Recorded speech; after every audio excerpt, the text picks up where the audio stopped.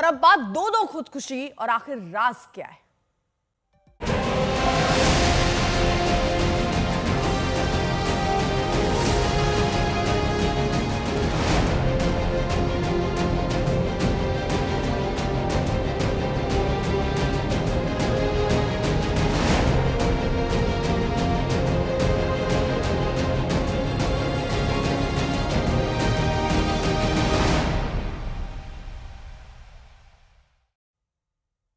तो हरियाणा के पुलिस महकमे में अफरा तफरी है। 2 अफसरों की खुदकुशी से पूरे सिस्टम को हिला दिया है। 7 अक्टूबर को आईपीएस पूरन कुमार की खुदकुशी के ठीक 7 दिन बाद 14 अक्टूबर को एएसआई संदीप कुमार ने भी अपनी सर्विस रिवॉल्वर से जान दे दी। दोनों ने अपने सुसाइड नोट में पुलिस महकमे पर गंभीर आरोप लगाए हैं। जहां एक तरफ पूरन कुमार ने वरिष्ठ अधिकारियों पर जातिगत भेदभाव और मानसिक उत्पीड़न का आरोप लगाया, वहीं संदीप कुमार ने सीधे आईपीएस पूरन कुमार और उनके परिवार पर गंभीर आरोप लगाए। भ्रष्टाचार का आरोप लगाते हुए यह कहा कि पूरन कुमार ने विभाग के अंदर कई ईमानदार अफसरों को फंसाया। दरअसल संदीप वही अफसर थे जिन्होंने पूरन कुमार के करीबी हेड कांस्टेबल सुशील कुमार की गिरफ्तारी में अहम भूमिका निभाई थी। पूरन कुमार का नाम हाल ही में एक रिश्वतखोरी मामले में भी सामने आया था। रोहतक के एक शराब ठेकेदार ने उन पर 2.5 लाख रुपए रिश्वत मांगने का आरोप लगाया था।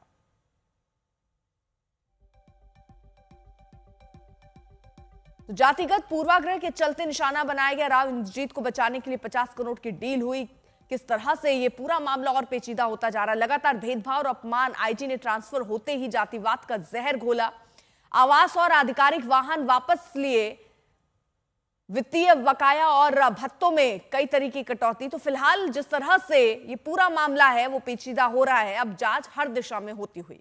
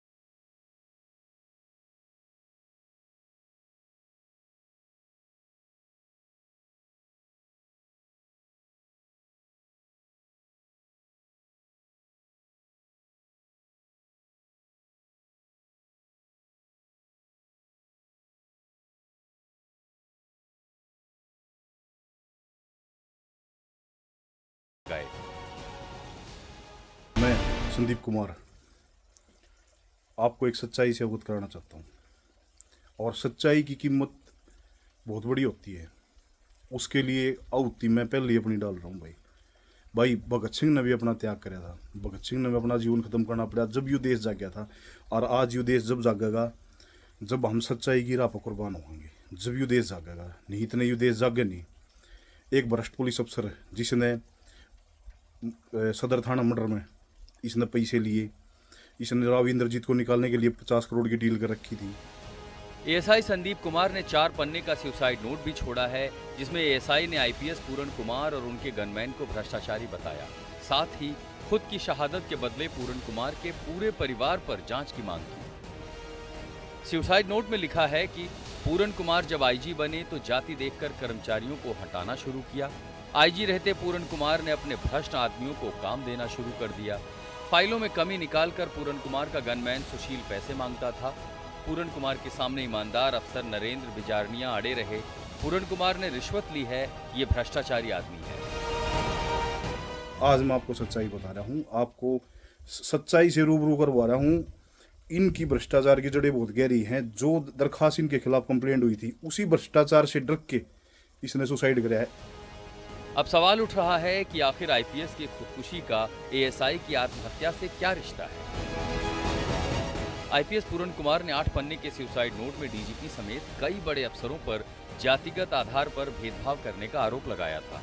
वहीं आईपीएस के पीएसओ सुशील कुमार से जुड़े मामले की जांच करते एएसआई संदीप कुमार ने आईपीएस पूरन कुमार को जातिवादी और भ्रष्टाचारी बताते हुए खुद की शहादत के बदले पूरन कुमार के पूरे परिवार की जांच की मांग की है।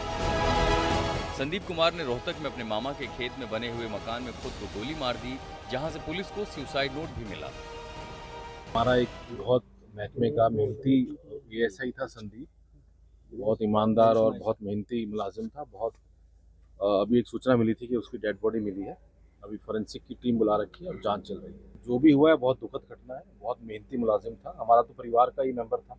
इससे भाई पूरन कुमार मामले में कुछ अभी जो मैंने बताया कि हम तो परिवार का सदस्य था इसलिए आए हैं और अभी उसकी जांच फोरेंसिक टीम कर रही है। हरियाणा में आईपीएस और एएसआई की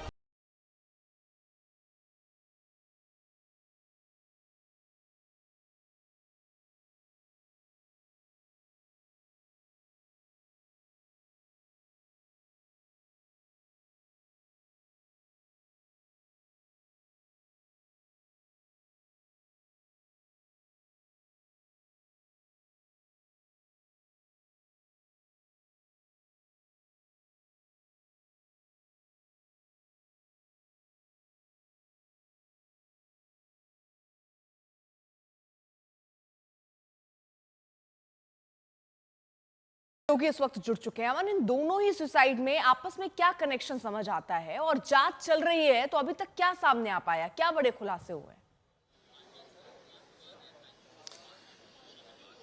देखिए, एक चीज बड़ी कॉमन है कि ये दोनों तरफ से भाई पूरन कुमार कॉमन थे। उनके से सारा जुड़ा हुआ मामला है, क्योंकि उनके साथ ही सुशील कुमार थे। जब सुशील कुमार को डिटेन किया गया तो एडीजीपी पूरन कुमार चंडीगढ़ वापस लौट रहे थे 30 सितंबर को, और उसके बाद से ही केस ने तूल पकड़ी और 5 अक्टूबर तक जाकर सुशील को डिटेन कर गिरफ्तार करने की आगे की प्रक्रिया फॉलो की जा रही थी। और उसमें नाम सामने आया एडीजीपी पूरन कुमार का, जिसके बाद उन्होंने अपने सीनियर ऑफिशियल्स डीजीपी को कॉल की, एसपी रोहतक जो उस समय थे 5 अक्टूबर के दिन उनको कॉल की, लेकिन कोई रिस्पॉन्ड नहीं आया। और ये खदशा था, ये सबसे बड़ा उन्हें डाउट था कि क्या उनको पारिवारिक तौर पर और निजी तौर पर ये डेंट किया जाएगा, उनकी रेपुटेशन खराब की जाएगी। इसी की वजह से उन्होंने कॉल्स करनी शुरू की डीजीपी और एसपी रोहतक को। लेकिन इस मामले में जो ये सुसाइड संदीप का हुआ है, तो संदीप का रोल इतना था कि वो CIA 2 रोहतक में थे, साइबर का पार्ट रहे हैं, उस टीम का पार्ट रहे हैं जो सुशील के ऊपर FIR के बाद कार्रवाई कर रही थी। सुशील कुमार के फोन, उसकी फोन डिटेल्स, रिकॉर्डिंग्स और सारे डाटे को साइबर के थ्रू ASI संदीप ने ही डंप करा था और उसी की इन्वेस्टिगेशन संदीप की ओर से की जा रही थी। सुसाइड संदीप की ओर से की गया, लेकिन कई सवाल ऐसे हैं जो संदीप के पास जिनका जवाब था, क्योंकि वो मुख्य तौर पर इसमें वो कड़ी थे कि जिन्होंने उसको सुशील को गिरफ्तार भी किया, डिटेन किया और कई डाटा तौर पर निकाला, और एलिगेशंस भी उस वीडियो में साफ तौर पर लगाते नजर आ रहे हैं। तो जो एक एविडेंस था जो संदीप के पास था, ASI के पास था, वो अब उसका जवाब कहां से मिलेगा, ये बड़ा अपने आप में सवाल है। और साथ साथ SIT के लिए एक चैलेंजिंग ये भी है कि जो एविडेंस थे वो और मिलने की बजाय अब पहले के मुकाबले गायब होते जा रहे हैं, क्योंकि जिन्होंने कार्रवाई की, डिटेन किया और सुशील के फोन का डाटा लिया, आगे कार्रवाई FIR में की जा रही थी, तो काफी कुछ संदीप को मालूम था, लेकिन अब उसके जवाब कौन देगा, ये बड़ा चैलेंजिंग है। SIT हालांकि संदीप ASI तक अभी तक नहीं पहुंची थी, वो पूरन कुमार के मामले में ही जांच कर रही थी, लेकिन आगे अभी पोस्टमार्टम परिवार की ओर से करवाया जा रहा है। और इस मामले में परिवार की मांग है कि जांच हो और निष्पक्ष तौर पर जांच हो। ठीक है, अब रहिए जरा साथ। देखिए, जहां एक तरफ ASI संदीप कुमार की खुदकुशी के बाद IPS की आत्महत्या की गुत्थी और उलझ गई है, तो वहीं IPS वाई पूरन के परिवार की इजाजत के बाद 8 दिन बाद पोस्टमार्टम हो रहा है। पोस्टमार्टम SDM और SIT की निगरानी में हो रहा है, ताकि किसी तरह की चूक की गुंजाइश न रहे। पूरी प्रक्रिया की वीडियो रिकॉर्डिंग भी कराई जा रही है, और इससे पहले पोस्टमार्टम को लेकर सरकार की तरफ से परिवार को मनाने की सारी कोशिशें नाकाम रही थी। उसके बाद चंडीगढ़ पुलिस ने कोर्ट का रुख किया। पुलिस की तरफ से कोर्ट में एप्लीकेशन लगाकर ADGP वाई पूरन कुमार के शव के पोस्टमार्टम की इजाजत मांगी गई।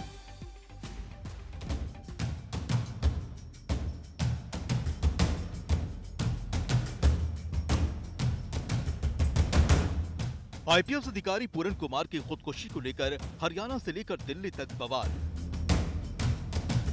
दलित अधिकारी के सुसाइड को लेकर मचा सियासी घमासान। परिवार ने दी पूरन कुमार के शव के पोस्टमार्टम की इजाजत। हरियाणा के IPS अधिकारी वाई पूरन की खुदकुशी के 1 हफ्ते बाद होने के बाद भी अभी भी गुत्थी उलझी हुई है। अब परिवार की इजाजत के बाद पूरन कुमार का अंतिम संस्कार होगा। इससे पहले चंडीगढ़ पुलिस ने कोर्ट में आवेदन दायर कर परिवार से पोस्टमार्टम की इजाजत देने की मांग की थी, जिससे जांच आगे बढ़ सके। वहीं आईपीएस पूरन कुमार के लैपटॉप की जांच को लेकर भी चंडीगढ़ पुलिस ने उनकी आईएएस पत्नी को नोटिस भेजा था, जिसमें उनसे लैपटॉप पुलिस को सौंपने की मांग की गई है। लेकिन अब सवाल उठ रहा है कि आखिर पुलिस लैपटॉप की मांग क्यों कर रही है। पुलिस सूत्रों के मुताबिक पूरन कुमार का लैपटॉप उनकी मौत से जुड़ा बड़ा सबूत है। पुलिस लैपटॉप को सीएफएसएल लैब में भेजकर सुसाइड नोट की प्रामाणिकता की जांच करना चाहती है, जिससे ये साफ हो सके कि सुसाइड नोट आईपीएस पूरन कुमार ने खुद अपने ही लैपटॉप से लिखा था या नहीं। लैपटॉप नहीं दिया जाना, यहाँ पे सारा काम इस वक्त रुका हुआ है और इसी वजह से चंडीगढ़ पुलिस की भी जांच बढ़ नहीं पा रही है। और खास तौर पे अब जबकि शत्रुजीत को छुट्टी पे भेज दिया है, ऐसा माना जाता है कि ये एक वाया मीडिया निकाला गया है, एक पीस डील है। उधर वाई पूरन कुमार को खुदकुशी को लेकर एक बार फिर से महापंचायत हुई, जिसमें हरियाणा के डीजीपी शत्रुजीत कपूर को छुट्टी पर भेजे जाने के फैसले को सही ठहराया गया।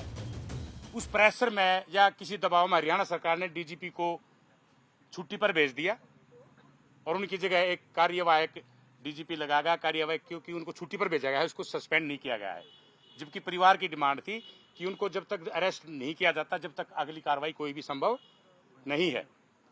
लेकिन हमारी डिमांड थी कि डीजी के ऊपर कुछ कार्रवाई की जाए। देर से सही हरियाणा सरकार ने सकारात्मक कदम उठाया और उस डीजीपी को छुट्टी भेज दिया। हालांकि अब महापंचायत चंडीगढ़ प्रशासन पर दबाव बनाने की तैयारी कर रही है, साथ ही पूरे केस की निष्पक्ष जांच की मांग हो रही है। चंडीगढ़ से कमलजीत कौर संधू के साथ अमन भारद्वाज, आज तक ब्यूरो। हरियाणा में दलित अधिकारी की खुदकुशी को लेकर हरियाणा से लेकर दिल्ली तक सियासी बवाल है। कल राहुल गांधी चिराग पासवान ने परिवार से मुलाकात की। राहुल गांधी ने सरकार से तमाशा बंद कर परिवार को न्याय देने की मांग की थी।